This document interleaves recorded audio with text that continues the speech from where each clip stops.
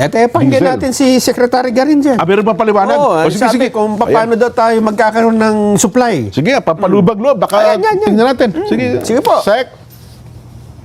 Chair, I'm optimistic about this because we are preparing already. We're not waiting for April and realize that the war is still going on.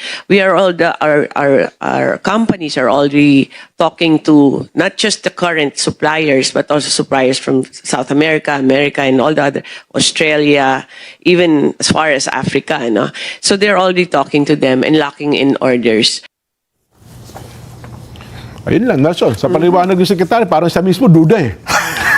Hirap na hirap Kaya ipagawa. sabi niya optimistic eh. Ha?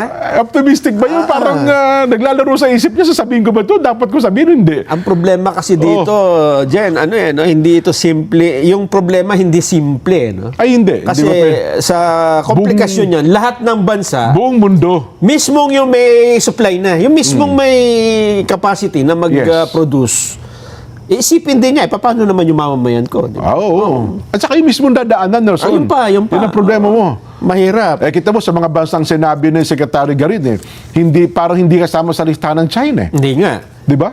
Oo.